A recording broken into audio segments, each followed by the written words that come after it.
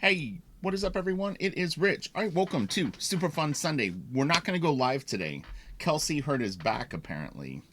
I don't know what happened. He was fine yesterday. Sometime between yesterday afternoon and 7 o'clock at night, he did something. So he's out of commission. He said he wasn't sure he could sit through a 2-hour show with his back. He was uncomfortable. So I picture him laying on a wood board somewhere in his living room, mending to his back. And trust me, as an artist, back pain sucks. When you tweak your back and you've got to work, it's brutal. But it will happen, especially if you work long enough. Usually, I would say at least one time a year, something happens and I jack up my back. But anyway, so this is really interesting. I was originally going to do a Willis Portaccio video, and hang in here because we're going to be looking at a lot of original art. And so when I left Wildstorm, the one thing that I did is I cleared out my folders on there in the scan room, meaning that I backed up all of the work that I had done for the last few years, in terms of scans, because I knew that once the company closed, I would never have access to my work again. Um, so for a long time at Wildstorm, I would just turn in pages and someone would scan them for me. But right around the time that Travis and I finished Wildcats, I was not happy with how the art was being scanned. And what I realized is they would use generic settings, meaning that they just had a basically like one for all setting for any type of art. And if you're heavy handed, you're going to need to handle a scan a little bit different. But anyway, so long story short, I started scanning all my work, so I kind of knew where all the files were. So I backed them up. So I was originally going to do a Willis Portaccio video, but as I was looking for Willis's stuff, I found a bunch of Finch art came up immediately when I searched for Scan or Wildstorm, something like that. And I was like, all right, this will be easy. It'll be interesting. David is on YouTube pretty regularly, so I know that he's got a big fan base of people. He's been very complimentary towards my inks on him and stuff like that, so it's like all win in my opinion. So we're going to look at a bunch of stuff that you've never really seen before, especially in these versions, which is the original colors unlettered, and sometimes even early versions of the colors. We're going to be looking at raw scans of the original art. We're going to be looking at my formatted versions of them. I have a little tiny bit of pencils to inks to colors. So it should be a really fun video. And I'm actually excited because this is unexpected. And I haven't looked at this stuff in years. So this will be cool. So what is Super Fun Sunday? It's super fun. Say it. It's super fun. Right, let's go. So anyway, I opened 4 color files just so I would have it ready. So we're gonna skip this and we'll come back to these. And I actually can tell some stories. So okay, so this is I did this to share online a few years ago because I really wanted to show the process for people, but you know, unfortunately, and I actually kind of joked about this the other day, things like double page spreads and whatnot don't share easily online because, especially on Instagram, everything's this little square format, and we don't even work those dimensions. So people, I call them bite size art shares. But on Facebook and different places you can, and also on Twitter. I actually like Twitter now better than Instagram in some ways, although Twitter's got its own sort of problems. But um, for sharing art, it seems better. I'm not a fan of Instagram, to be honest. All right, so anyway, this is the pencils for a Birds of Prey variant cover. At one point, David and I were doing a tremendous amount of work, and it was actually pretty insane that we were able to manage it. We were doing basically a book a month and 3 covers. So we would do Batman Dark Knight, the comic, and the cover. We were doing Birds of Prey covers, and we were doing Green Lantern covers. And occasionally some other oddball pieces, but we were very, very prolific.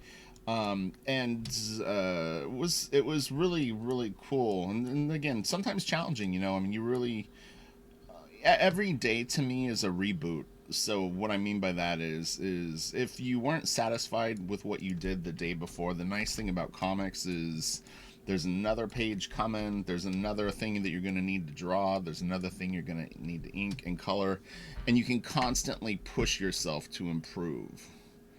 When you lose that, well, then, we know what happens. You start to go backwards. So you need to be driven. This is really, really nice. This is a beautiful, beautiful piece. I don't think I got the original back on this one. But I've always liked this. I thought that this was a really, really nice piece. We've got Rose Tattoo. I can't even think of what this character's name is. I'm not really good at the DC character names, to be honest. This is Poison Ivy, kind of a different costume, but yeah, I was like this. Some real nice detail. This isn't the highest res scan because this was actually formatted for online, but still, I think you get a really nice opportunity to see some pretty nice inks. Honestly, I can look at this and say that I think we did a nice job on this one. It looks good. Okay, and then here's the colors. This is Sonia Obak. And she almost had like a little bit of a watercolor feel to her work, and she really almost kind of painted over the art. It was interesting, but she's really good. I don't know what happened to her, if she still works in comics or what, but yeah, I thought it was nice because it was a little bit unique for the time. She definitely had a little bit of a different flavor. All right, let's continue. So we can look at these. It's fine.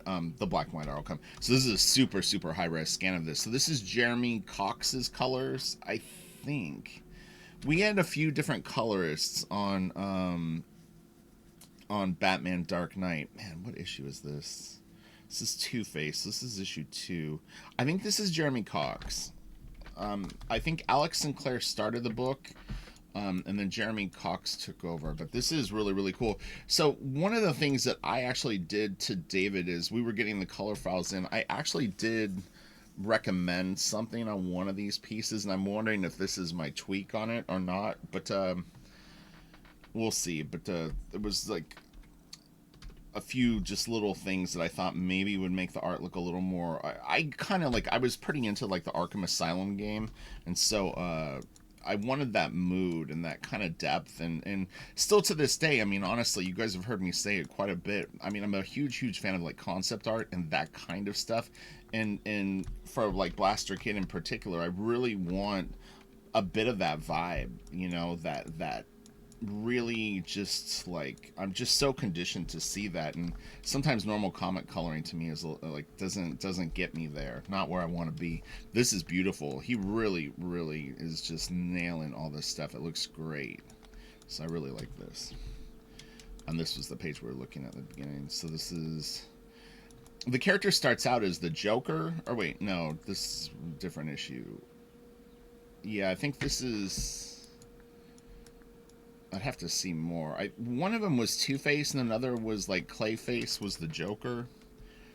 It was actually fun because each issue of Batman Dark Knight actually had a different villain, which was very fun. And this is one of those things that I've actually kind of complained about in videos for a long time, is it's frustrating when you do a book like Batman and the writer doesn't want to do Batman.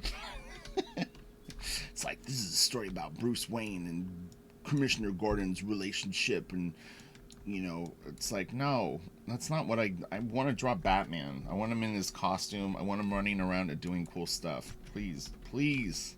I don't want 4 pages of Batman in costume and 16 pages of like other stuff. This is my own opinion on it. Yeah, these issues were great because it was always just going from like one character to the next, and you know, is it Shakespeare with the writing? No, probably not. But, you know, I'm more of a visual person for comics. If I want to read a novel, I'll read a novel. A good read comic is important, though. I'm half kidding. So, yeah, we've got Harvey Dent looking quite large. Large and in charge, actually. This is such a great panel. I love this. He turns the camera, and, man, him dragging Batman off is so badass. Really cool. I love how simple the background is, and yet very nice. In fact, this is quite inspiring to me because this is it's very creative without looking super complicated, and that's always win. If you can do something that looks fun and engaging, and it's, you know, doesn't take, you know, 5 hours to draw a background here. I mean, that's really a great situation. Don't worry, we will get to black and white files. Okay, so this is it looks like the same file. Oh, I know what I did. Okay, so I wasn't a huge fan of the white gutters, and so what I had done is also put black around the pages because I thought it looked a little more intense that way. So tit for tat, you can make your own call on that, but I wasn't really feeling the white gutters around the pages either. So, but you know, That is what it is. That's very, very, very subjective. Here, okay, so the other one was my colors. This was the original colors, and the other one was mine. I didn't like. I'm not a huge fan of magenta on skin, and sometimes the colors of skin that colorists do in comics. I think the room should affect the lighting, and the lighting in the room should affect the skin. And it's like I don't know where all these magenta lights come in that colorists use, but I'm not a fan of it. I don't like the pinky purple lighting on stuff, unless it's just very very what would you call it? Like if it was a spice, it's a very strong spice. You want to just use a little tiny bit of it. For people who watch cooking shows, it's the equivalent of what do they call it? That oil. Oh, truffle oil. Magenta is the truffle oil of comic book coloring. Man, a little goes a long way. I just do not like that on stuff. So this is a very low res scan of this, but this is the cover. I was never a huge fan of this cover, to be 100% honest. I don't know what it is about it that I'm not crazy about, but I don't know. It just didn't work for me. I guess I don't know what it was. And again, this isn't a great scan of it. I kind of don't think this is the final colors. This is Alex Sinclair colors on this, and it's not. I'm saying I don't like the piece, not the colors, to be clear. And even my inks on it, I thought were like so. So this was cool. So this was Justice League International. So we were doing Justice League International covers too for a while. So here, oh, sorry, didn't mean to do that. Here's the pencils. That's the thing is like there'll be other Finch pages that we'll probably look at that I ink that I will literally tell you that if I don't like it, I will just say I don't like my inks on it. I don't, it is what it is. It's a lot. You do 250 pages in a year. You're not going to be crazy about everything that you do. Some days it just doesn't seem to fall into place. I always did like this piece. Batman is just having a bad day. But these are really, really cool inks. This was pretty tight inks, but I always would try to. It was similar to what I would do on Bacalo, but I did go a little tiny bit tighter on David. I think because David's shapes are a little more beefy, that it lended itself to maybe like more of a, what'd you call it? Like a more graphic, like kind of angular line. You can see some of my lines like on these exteriors are pretty shaped, but yet also kind of pointy and hard-edged. With Bacalo, I would go a little tiny bit more organic, but I wanted the blend of the two. If I find it, I'll actually point out something that I would do that David didn't like. It was the one thing that when I had him critique this stuff one time, and I remember him pointing out, and it was something that I was doing unintentionally. But I could understand what he meant. I can kind of point out here, it's not a high enough res scan. So if you look at these lines on the knuckles right here, let me get out of full screen mode for a second so I can grab some red. But this is like a good takeaway for anyone. Okay, look at the length of these lines right here. Okay, so what David's got is he's indicating black right here, and then this starts to be a transition of value. Essentially he's doing it with pencil, but it's like you've got black, you've got gray, and you've got white. Okay, so when I would flick the lines sometimes on the fingers, I would extend the line a little bit. So David's got, I call them blunties now, but they're fairly short, stockier lines that don't go out too far. And what I would do is when I would ink them, and I wasn't really conscious I was doing it, I would kind of extend them a little bit. It wasn't on purpose, but I said to him, because I was not aware I was doing it, I said, you know what it is it's kind of fun to like throw a line or to do a brush line. If this is a brush, you were going thin to thick, like this kind of thing. Yeah, there's just something kind of like you get into it and you start doing longer lines. But if you look now at my inks on these knuckles, you see how long these lines are? So what it's doing essentially is it's actually changing the amount of gray, and then there's less white. And that was problematic because what David is seeing that you don't see in the drawing, because he's indicating things that are in front of things and things that are going into shadow. the more gray that I was putting in here, it was changing the form. You know, he's got a knuckle here that's going into this. There's a knuckle that goes into this, and there's the tip of the finger. And so you start putting lines, you know, I'm exaggerating now, going much further, you're really messing up the form. So he was right, but it was a good takeaway for me. So I'm giving you guys a little bit of a like a good takeaway, to be quite honest, because the little shit like that can make you lose a job over a period of time. You know what I mean? Like if you're racking up little things that annoy the penciler, as subtle as that is, you might go, oh my god, that's crazy. Trust me, I could point out things that are even more crazy. Especially you start messing up faces, you're gonna be done. Your penciler is not gonna like that at all. All right, so this is a double page spread that I had actually completely forgot about. I saw it when I was like a thumbnail of it in the folder. I was like, what is that spread? And then I was like, oh yeah. So this is from Batman Dark Knight. I can't remember what issue. Maybe man, I couldn't even guess, to be honest. I don't know. But anyway, it's a real nice page. So this file, I can tell by looking at it, has been prepared for color. And what I mean by that is if you look, when we zoom in, you don't see any gray. It's only black and white. So this file has been converted into a bitmap, which if you're trying to just enjoy the inks, it looks very pixely. But that's so that the colorist can use like the paint bucket tool, and you know, not have their colors. It's part of the process of doing it. And actually, you'll see something else on these pages. Do you see these blue guides? So this is like a template thing that you can use for scanning, and it indicates full bleed, where the where the middle of the spread is going to be and whatnot. And so it's a default setting on these files, but it was the DC template. What's interesting is, so I'm working for Heavy Metals, I think a lot of you know, on Crystal Planet, but their template is a different size, so I couldn't use these. This isn't like a transferable thing, but for DC books, it's what they wanted. But it helps the letterer be able to place things and whatnot. And they don't necessarily have to sit exactly in this, but there's reasons for each area. Like this is where panel borders need to stay within. This is sort of the red zone, and you go further out and it ends up being full bleed. So it's you would be amazed at how many pencilers do not have any idea what this is, and it drives the production people nuts. Wills was actually, speaking of Wills, he was notorious for not following them.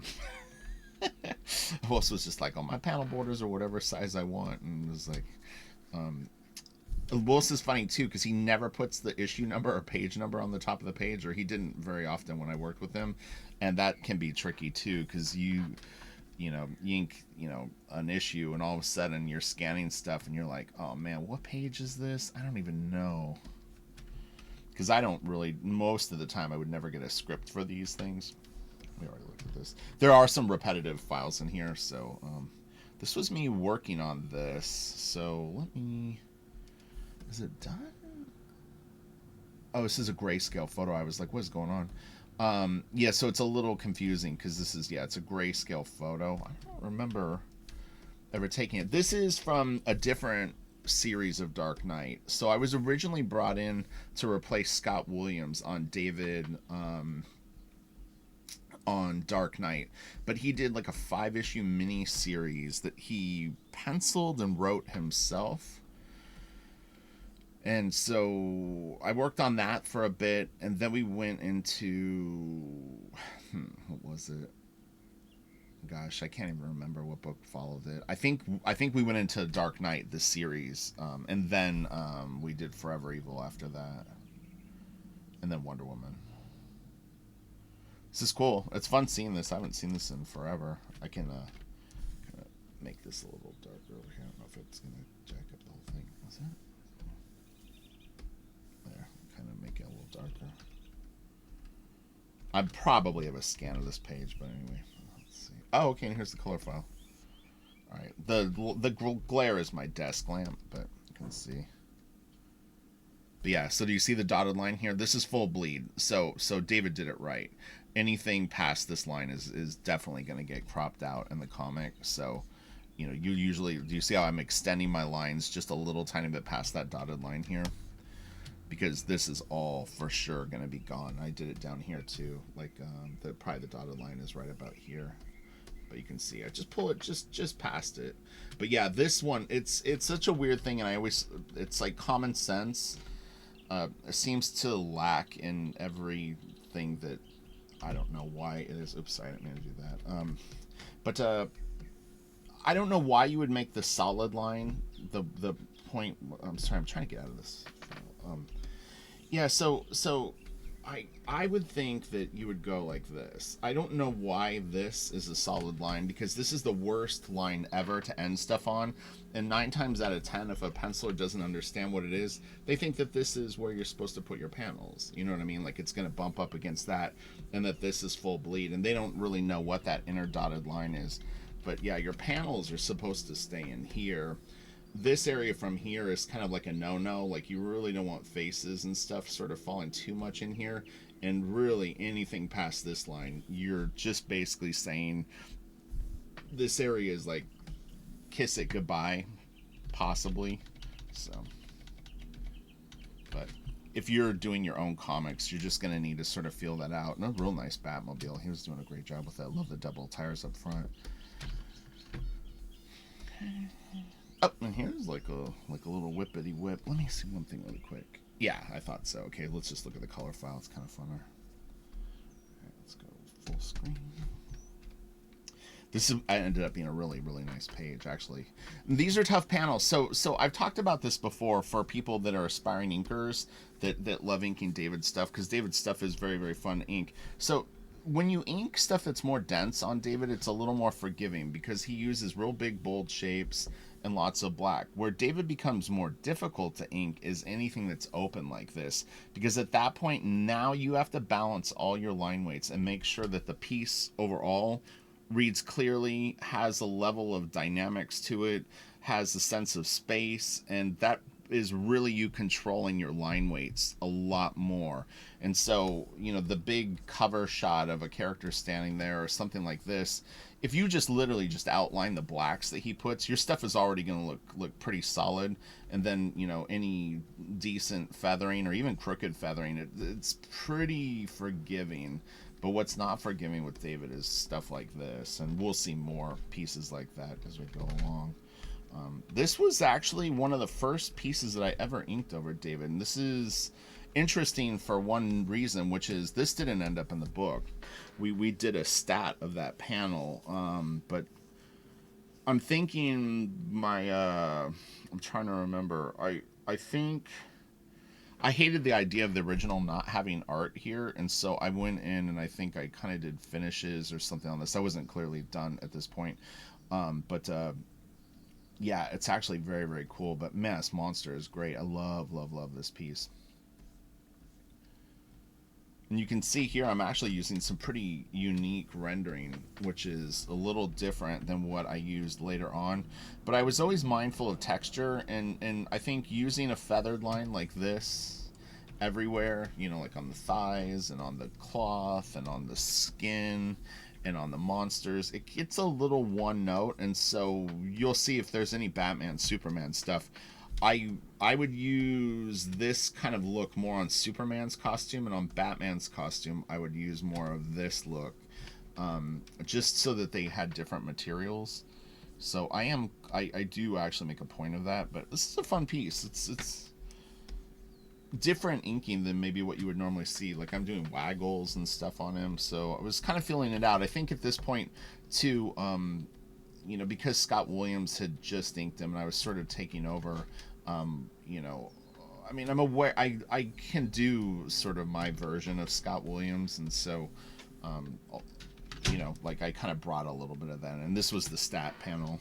The only thing I don't like about the stat panel is I think that this right here is it feels a little weird. For me, I would rather have the silhouette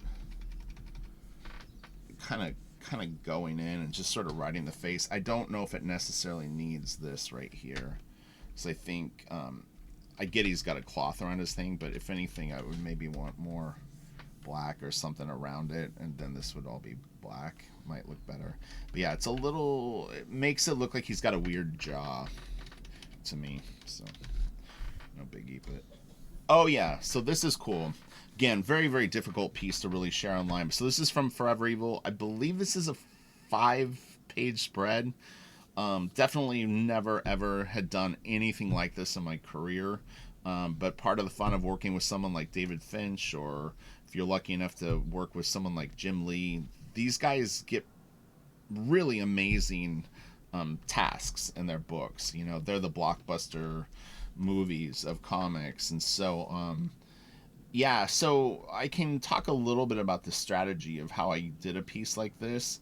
Um, I don't remember what piece I actually started on, but if we were going to pretend that, like, say, like from here over was like one page, I would kind of start in the foreground and I was inking full characters overall. Now, sometimes I would skip around a little tiny bit, but I would say, generally speaking, I tried to be somewhat disciplined and kind of do one character at a time. Now, I didn't always fill in the blacks all the way as I was doing it, because sometimes he indicates something that's clearly going to be black, like her costume.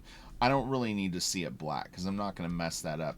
Now, when you start getting into black on more complex things where it really could actually affect the level of detail around other stuff, then sometimes I would recommend filling in the black so you can again, kind of gauge the values, meaning like how much dark and light is going to be in an area and if it's going to read well. But yeah, this is winner, winner, chicken dinner. This is a badass piece. So I'll zoom in. It's not a super, super high res scan because I do believe I had it formatted for online. But I mean, look at the detail on just this guy's hair. That's really, really crazy. All kinds of cool characters on this. I personally couldn't name most of them. I could name the really obvious ones, but there's a lot on here that I have no idea who they are. Well, it was actually funny because David and I would laugh about this. So doing Forever Evil was kind of overwhelming, but there were like we would, when we would talk about the pages, and I would, like, if I was asking him a question, I'd be like, on page 3, like the guy, he's like punching the fence, and Dave's like, yeah, I don't know who that character is either. I couldn't remember. There was a lot of names to do. So this is off of IGN. I don't know why I saved that, but this is the Dark Knight cover. For issue 1. It's not a great scan of it, but DC actually did a huge, huge banner of this. I walked into Comic-Con the year that this book was coming out, and I would say it was 25 feet tall, something like that. It was huge. I have a photo of it somewhere, but yeah, that was exciting. I'd never seen a piece of art that I had inked so big. I'm actually going to sample this color so I have it. But yeah, it was cool. I mean, like when I was standing in front of it, I was probably about this tall. So, kind of neat. It was the only time that I've ever had a piece done like that. This is Finch and Williams, so this just must have been in the folder. But beautiful inks, really, really good. Lots of blips and blops. I didn't do that as much on David, but I had mentioned in another video that there were so many people that were emulating Scott Williams inks, and this is years later. I mean, this is, gosh, what year would this have been? This is probably around 2000-ish, maybe 2001, somewhere around there. 5 years earlier when I broke in, so many inkers were doing Scott. I tried to pick ideas and techniques that weren't so derivative of his stuff, but he's so good. I mean, I'm a huge fan, but I didn't want to be, like I had referred to as, like the sixth person at Wildstorm that's doing like a Scott Williams style. So I really tried to develop my own thing. It kind of came from Alex Garner and Travis in a weird way. I would say that those like I'm somewhere in between those two guys. With a lot of other stuff along the way, but yeah, that's really cool. That's such a fun piece. This looks like it's just a grayscale scan of it.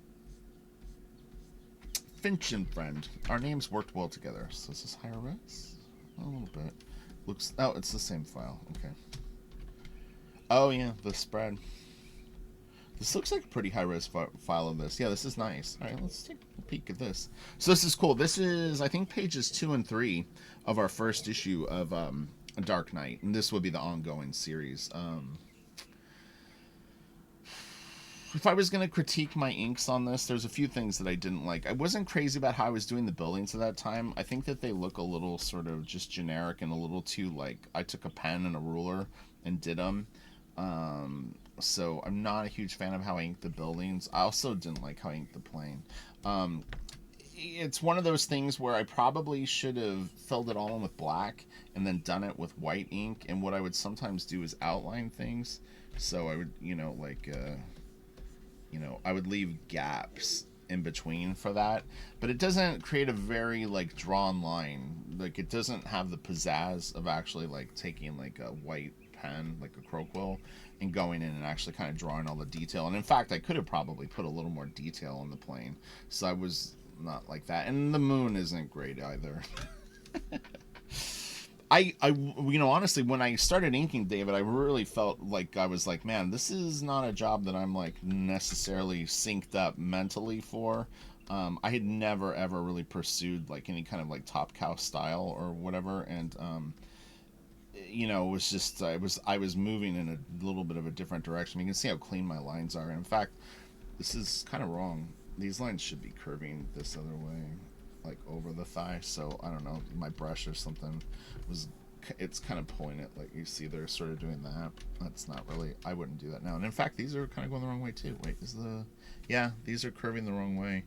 They're curving this way. They should be curving over the thigh. So I didn't draw as good back then. This is like 10 years ago. I'm a much, much more knowledgeable and actually just better artist now.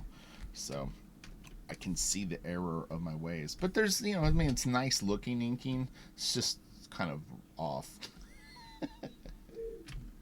Take that, Rich. Oh, here it is. You know what? I actually like it better in black and white than I do in color. I think, man, what is it that bugs me about it?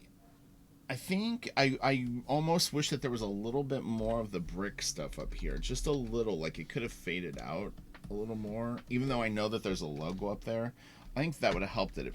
It's so bright up above, it feels a little naked, but makes sense. But I think that the inks overall are decent. And the drawing's cool. But yeah, it's like, I think this area too gets a little dark for me. I think it's a little hard to read. I think this line around Batman's head is too thick. That's my fault though. I did that. But yeah, I don't like how thick this line is right here. Yeah, that's part of it actually. Take that, Rich. Oh, this is the Poison Ivy cover. I don't remember what issue. Oh, and this is the one with the long lines on the fingers. Shame on you, Rich. You dirty dogs. This is still Sinclair. I swear that Alex left the book after the first issue. Maybe I'm wrong. This is Alex. That's weird. So maybe Alex did stick around longer than I'm remembering.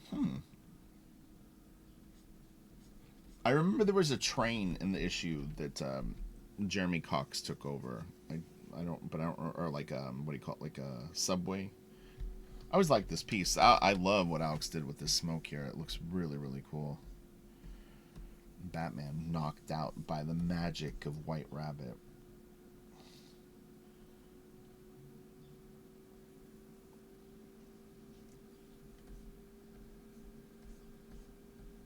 Boop, boop, boop. Oh yeah, here's the super buff Joker. It's like there. It was like the scan was a little gray, so it was picking up some kind of weird things. And this ends up being Clayface.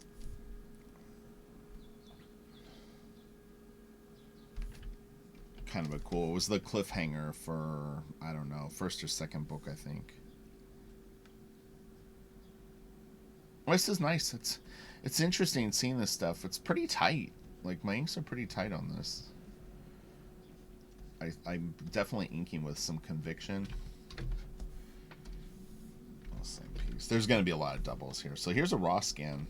So this actually doesn't look bad for a raw scan. Honestly, a lot of times when the scanner light hits the original art, it can look really, really funky, and you kind of, your heart sinks when you first see it, because you're like, oh man, this looks so weird, because it's, you know, you've got a light basically going over the art, and it creates all these glares and weird things, and you know, then you there's a whole process you go through, but essentially you start to level it and take out the blue. But you know, once you pull the levels down like this and then whiten the board, it'll immediately start to kind of have another thing. But the files are processed grayscale too, so this is still RGB. You can see the color of the blue, but anyway, and then you see how the ink, white ink, will get a little blue. It's just like a refraction or reflection thing. The Batman is really slick, man. My inks it's funny seeing this now. Feather time. I don't know if most people really get that feathery on David.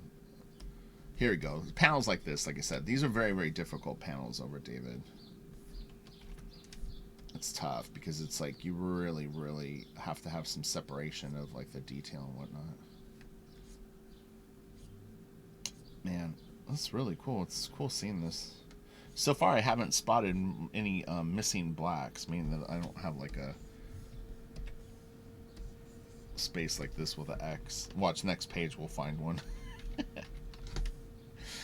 It's always the worst, especially if it went to print. Like you're looking at some file like a year later, and you're like, "Oh man, I didn't see the black underneath the helicopter, and I totally missed that." Now I'm looking for it. I'm like, "Oh no." Oh, and then here's like the file ready for color. And here's the spread. We already looked at that.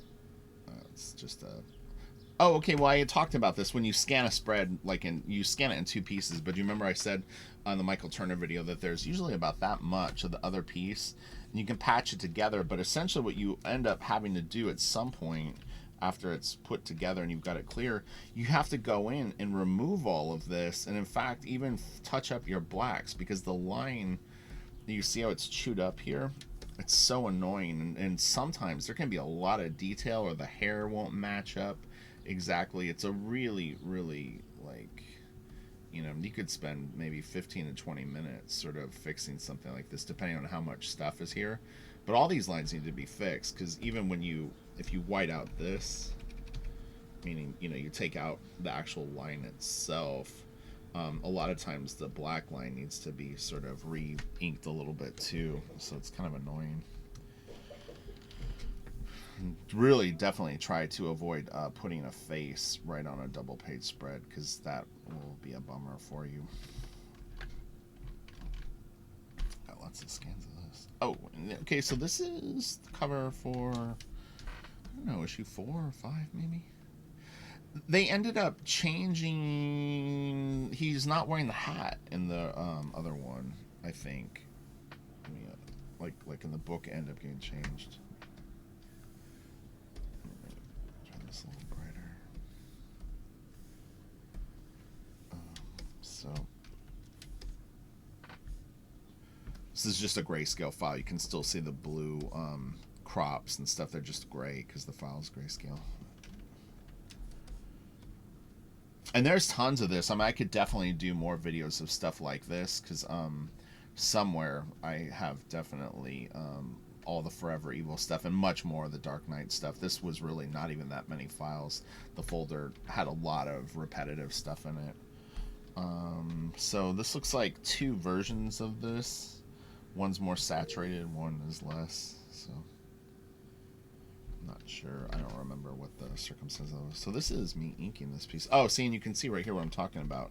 Going in and outlining it. I think, you know, you could start it that way and then maybe fill in all the blacks. But I really think going in with a white, like white ink on a crow quill is a better solution to that problem. But it's, you know, at the time I wasn't as good of an artist, you know, penciler, so it's like stuff like that was a little intimidating, because it's you're starting to deal with drawing and perspective, and foreshortening of lines and stuff like that. If you do it wrong, it will look funky. But same with buildings. I mean, I think, like, to me, Scott Williams inks some of the best buildings.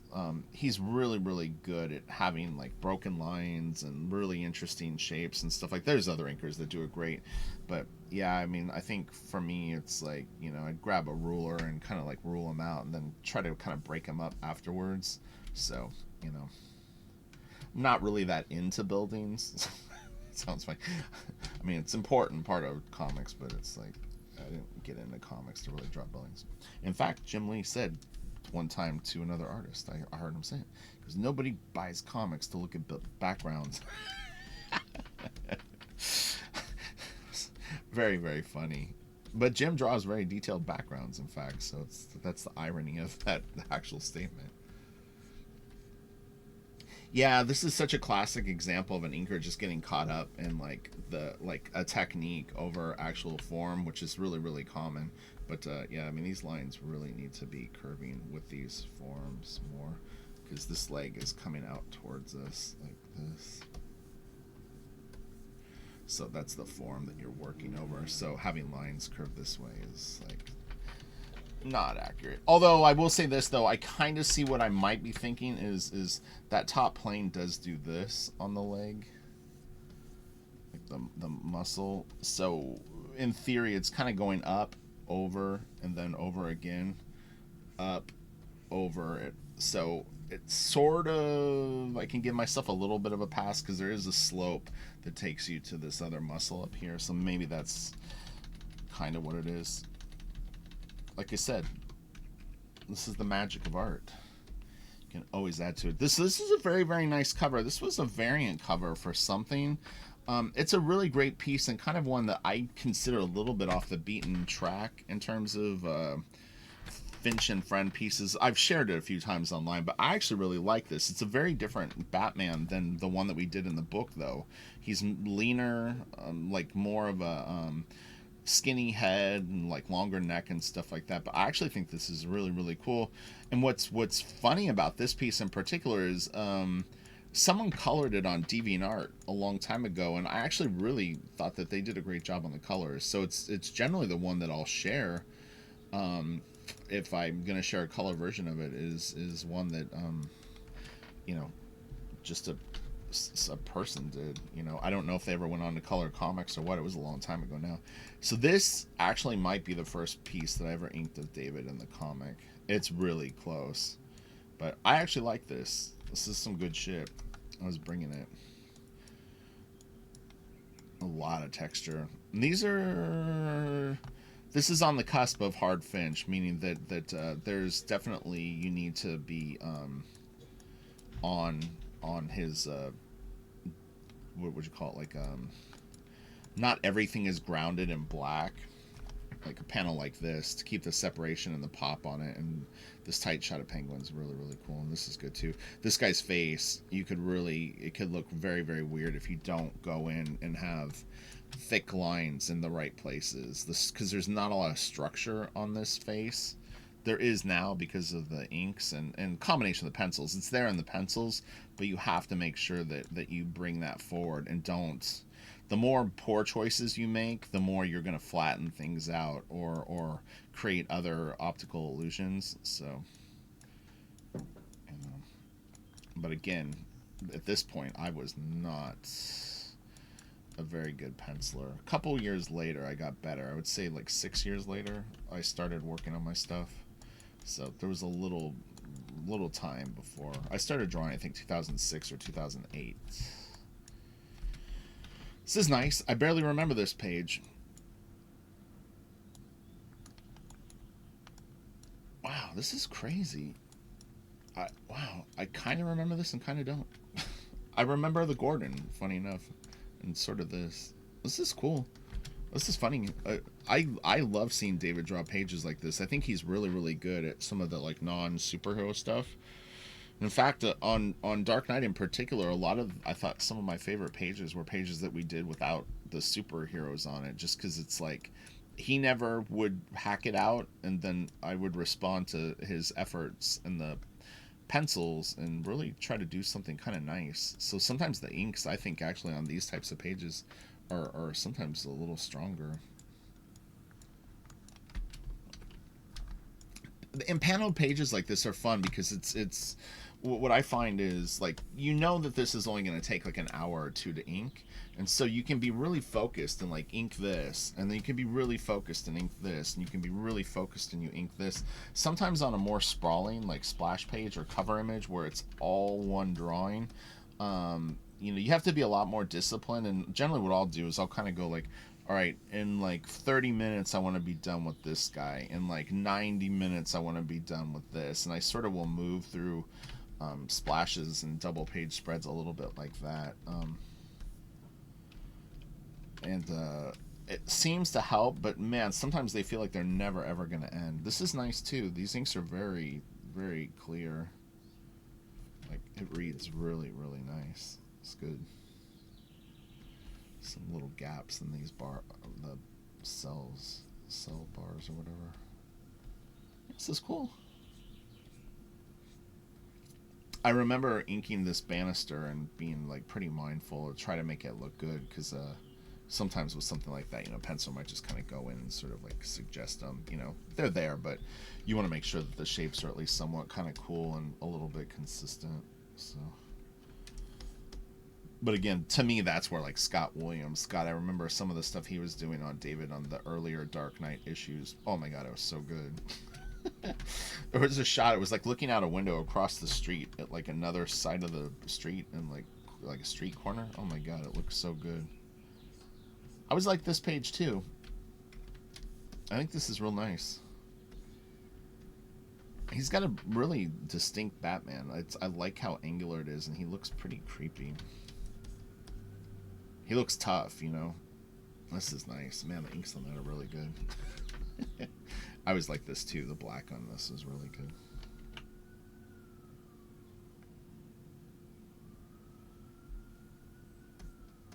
Okay. Let's see what we got here. Same page, same page. I remember this page. No, Batman.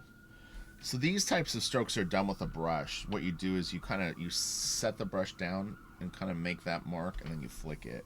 So you set the brush down and kind of sort of scratch this like line, then you pull it. You can kind of like, when you lay the brush down, you can kind of almost already create it, and then pull it a little bit sideways.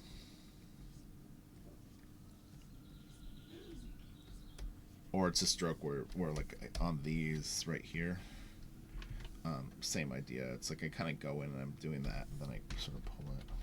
Just have to kind of experiment with it. It's like, even if I showed you with a brush, it's not like you're gonna just get it. You kind of have to just sort of take the idea and goof around with it. This is nice too, man. We were a pretty good team. Pretty good. I like the fists. But see those long lines? I bet David's lines weren't that long. This is where I blew it, right there. Those are long. In fact, it's funny, they probably stopped right here. I bet they did. Damn you, Rich. And here too, I bet they're too long. I don't know if I'll have the pencils or not on this one.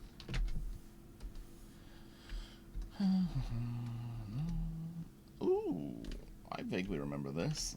A little textury up here, look at this.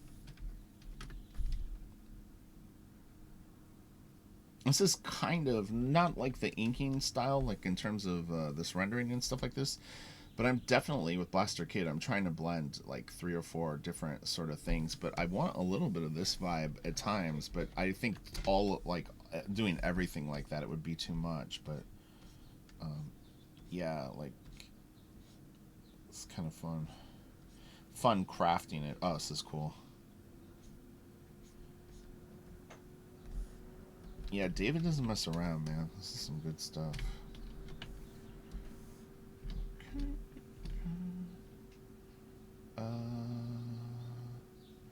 Oh yeah, we did look at this one already. And this is the finished version of this page.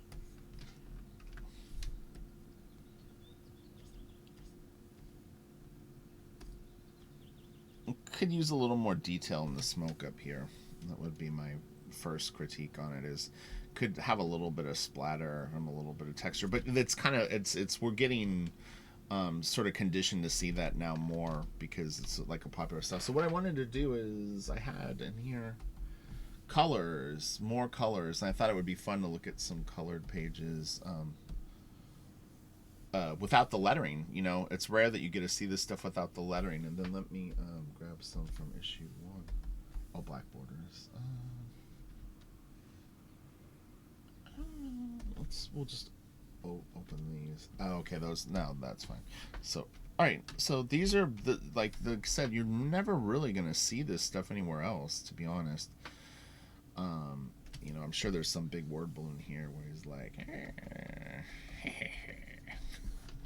so it's nice to be able to see the art on thing. This is really nice colors, man. It's cool. Okay. Yep.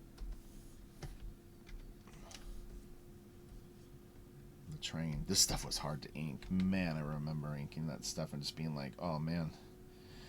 Because it really fell on my shoulders to make sure that it looked tight and kind of accurate and still fit in the Finch style.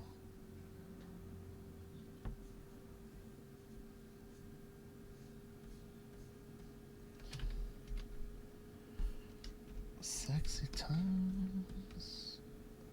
Kind of like this page better in black and white. Yeah, I mean, seeing it in color, it's like, I don't know.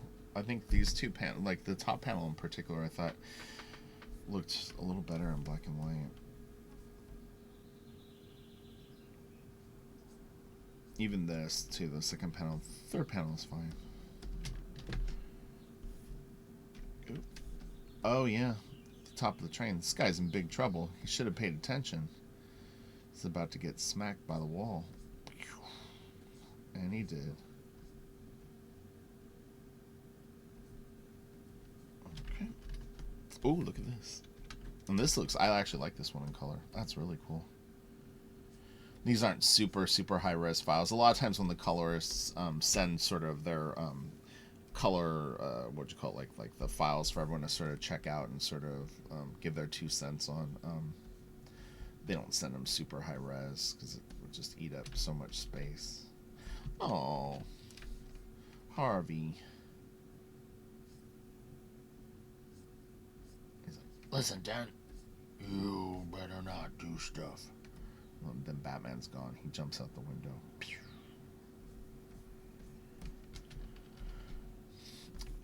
You know what? I think I put black around all these pages. I don't think that I think that these were the versions I sent to David to look at to see if he liked it better with the black. I was convinced that white gutters made the pages not look as badass. Normally, though, I will say this: I never ever would give feedback on colors unless something was literally colored wrong, meaning that they thought that this was part of Batman's costume and colored it blue or something like that. You know what I mean? But past that, I generally would never ever give feedback on colors because it's just too confusing. You've got an editor, maybe 2 editors, the writer and the penciler, and the last thing that they need is the inker going like, well, I don't know, I kind of think that like this guy should have had red. No one cares. This was weird though. I will say this: I don't know about that piece of hair being colored like that on her face. It looks like she's got like a Zorro mustache, right? She's like, hey, what's going on? So I don't know. If I'm the colorist, I'm probably just gonna remove that piece of hair and not have it there. I would take the line art out and just be like, executive decision, it's gone.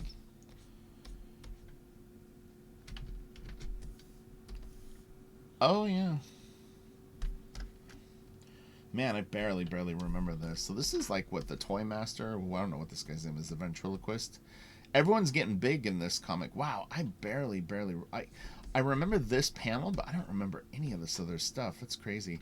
This hair on that David would draw was tough too, because the thing is if you made it too thick, it would look too noticeable and kind of like starts to create almost like like if he had scales or something on his head, but then too thin it would look flat. I think this is leaning towards it's a little too thin, but yeah, thicker it would have looked real weird. But you can see I'm actually pretty particular about the direction of the lines. There's definitely patterns and stuff going on in there, so it was I gave it care. Just I think it's a little too thin, maybe. Well, this line's really heavy right there. Damn, this doesn't make sense with any of the other contours around him. I don't know what that's all about. That's weird. Oh, you know what though? Sometimes I think David would make lines that thick, and I followed what he did. I'm not throwing him under the bus. I'm saying that like he would do stuff like that where you would clearly see that he wanted like a thick line somewhere. So I would definitely follow that, and not like disregard it. But yeah, that's like pretty heavy. But what it is the light's coming from here, so it's hitting this middle chunk, you know. So as it goes around the form, there's a shadow on this side of the arm. So I get it. Oh yeah, I remember this. I don't like my inks on this page. I'm just gonna say right now. It's like very average at best. Nope, not a fan of my inks on that. All right. Oh yeah, I remember this. This is from. Is it the same issue? I guess it is. Yeah, this is kind of shitty too.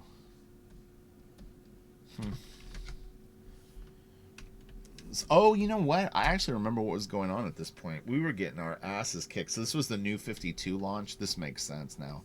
I had a huge panic attack sometime when we were doing the second book because the deadlines were just ridiculous. And we were, of all the 52 books that were launched for the 52 launch, by the end of the year, David and I think we're the second highest producing team of all the teams. And that's saying a lot for 52 books.